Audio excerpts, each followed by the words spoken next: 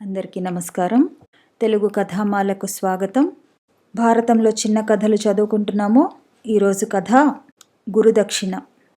ద్రోణుడు పరశురాముడి శిష్యుడు. ఆయన దగ్గర శస్త్రాస్త్ర విద్యలన్నీ నేర్చుకున్నాడు.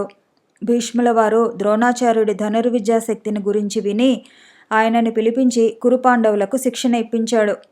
హస్తినాపురంలో ద్రోణాచార్యులు ధనుర్విద్య నేర్పుతున్న సంగతి ఆ నోట అందరికీ తెలిసింది. కర్ణుడు కూడా విద్యాభ్యాసం కోసం వచ్చాడు.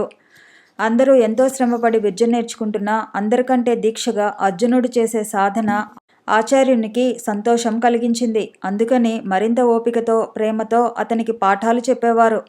ఒకనాడు భోజన సమయంలో పెనుగాలికి దీపం మారిపోయింది. అయినా అలవాటు ప్రకారం అర్జునుడు భోజనం ముగించి చీకటిలో కూడా విద్యాభ్యాసం ఆరంభించాడు.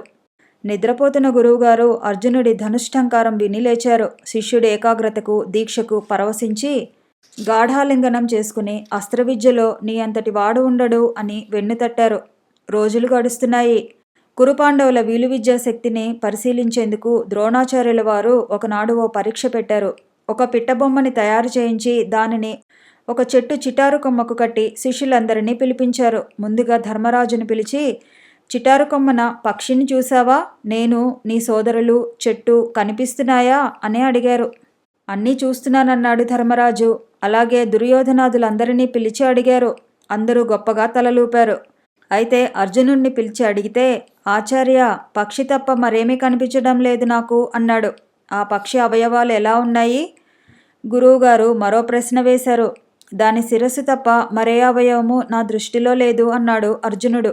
దాని శిరస్సు పడగొట్టమన్నాడు ద్రోణుడు. అనడమే ఆలస్యం. అర్జునుడి ధనస్సు నుండి బాణం దూసుకుపోయింది. పక్షి తల నేలరాలింది. ద్రోణుడు శిష్యుణ్ణి గాఢాలింగనం చేసుకున్నాడు. అర్జునుడు గురువుగారికి పాదాభివందనం చేశాడు.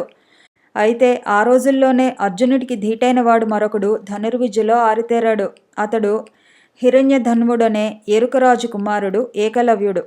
అతను ధనుర్విద్య నేర్పమని ద్రోణాచార్యుల వారిని బ్రతిమాలితే ఆయన తిరస్కరించాడు. అయినా బాధపడక గురువుగారి పాదాలకు నమస్కరించి వెనక్కి తిరిగి వెళ్ళిపోయాడు. అడవికి వెళ్ళాక ద్రోణుని విగ్రహం ఎదుట ఉంచుకుని ఆ ప్రతిమనే గురువుగా భావిస్తూ పూజిస్తూ ధనుర్విద్య అభ్యసించడం మొదలుపెట్టాడు.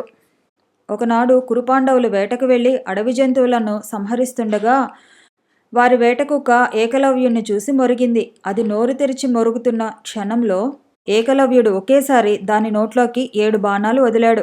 అది అలాగే పాండవుల దగ్గరకు వెళ్ళింది. పాండవులకు ఆశ్చర్యం కలిగింది. అంతటి విలుకాడెవరా అని వెదికి చివరకు ఏకలవ్యుడని తెలుసుకున్నారు. కుతూహలం చంపుకోలేక, నీ గురువు పేరేమిటి అని అడిగారు పాండవులు. ద్రోణాచార్యులు అని వినయంగా సమాధానం చెప్పాడు అతను.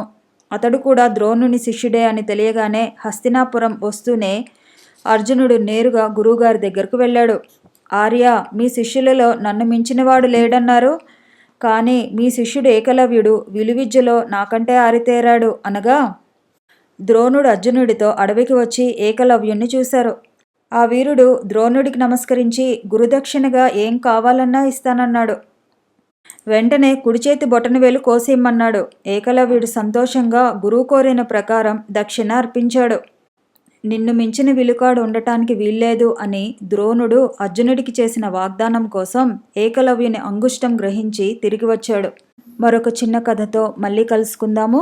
ఈ వీడియో నచ్చితే లైక్ చేయండి, షేర్ చేయండి, కామెంట్ చేయండి, ఛానల్ని సబ్స్క్రైబ్ చేయండి.